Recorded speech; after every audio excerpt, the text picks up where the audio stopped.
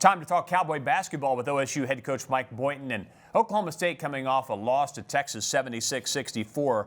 But what did you take away from that game? Because certainly there was an impression, there were some positive things that came out of that. Yeah, first of all, we play with extraordinary effort, and that's always where it has to start for our team, a team that's continuing to try to find its way back into having success. You worry that the effort starts to go away because they don't believe that the success is going to come after it. But our guys gave great effort. We tried to play the game the right way on both ends of the floor. We had some major breakdowns in small segments of the game where it got away from us. It was about a 3.5-minute segment in the first half, and then about a 4-minute segment in the second half where our communication wasn't on par. But we got some young guys really starting to peek their heads out of the bushes a little bit and play well. We need to continue to encourage them that they're going to help us win some ball games soon.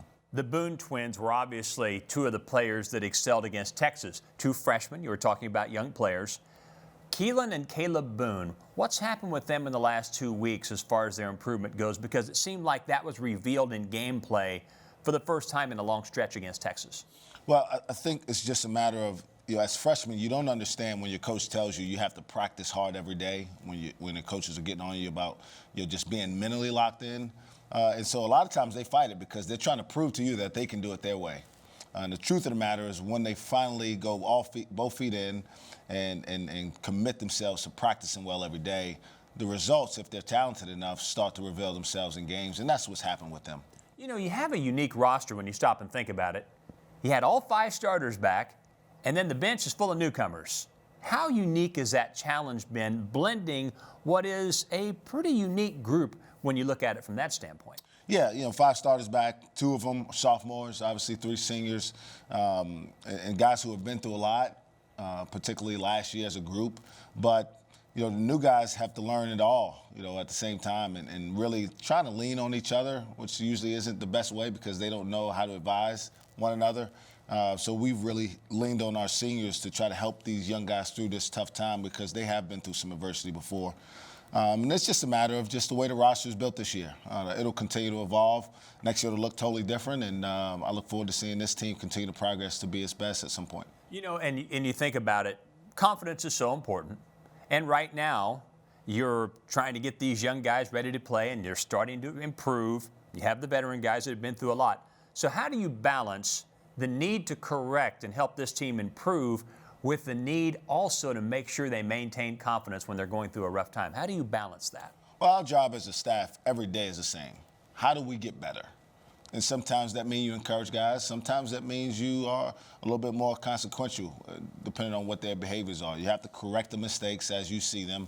But on game days, you got to give these guys some belief that they can go have success by the way they practiced. It's always the way I've approached it. Having been a player before, I know the worst thing you can do in a game is constantly look over your shoulder and wonder if your coach is worried about how you're playing. If we put them out there, it's because we believe they've earned the opportunity to go help us win. And so on game days, we really try to encourage them as much as possible because the work's been done already. You've talked about the need and desire to play faster. Do you see that as a long-term component of your team, or is this something that will really evolve game to game? No, I definitely think this is the way we need to play, the way our program's being built and designed with the length and athleticism from point guard through the bigs in there. We just got to get comfortable with it against Big 12 competition and know when to take more chances and when sometimes maybe you do need to slow down and get a specific type of shot. But right now I want these guys playing free of overthinking and free of just worrying about the end result, just having fun through the process. The next opponent is the number 2 team in the country according to the polls, number 1 if you like to look at the net rankings, the NCAA power rankings, and that's the Baylor Bears. What's different about this Baylor team maybe compared to some others? They've had good teams, but it's been a while since they've had one that's been ranked this high. Yeah, so the first thing you think about when you think of Baylor in the last decade or so is their long zone defense and how disruptive it can be. Well, they play about 95% man-to-man.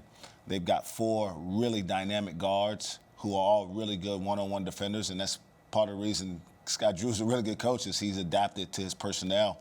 And now they have an identity about which they play every single night. They put you in a situation where you have to make decisions on where you're going to bring help from, if at all, because they're all really, really good players, and I think they're the best team in the country coming in here on Saturday. There is some magic in Gallagher-Iba Arena because against top 3 competition in the history of college basketball, the team with the best record, best winning percentage against top 3 teams is Oklahoma State. These kinds of wins have happened before. They've happened recently in this building. So here's an opportunity. Absolutely, and that's the way we'll approach practice the next few days.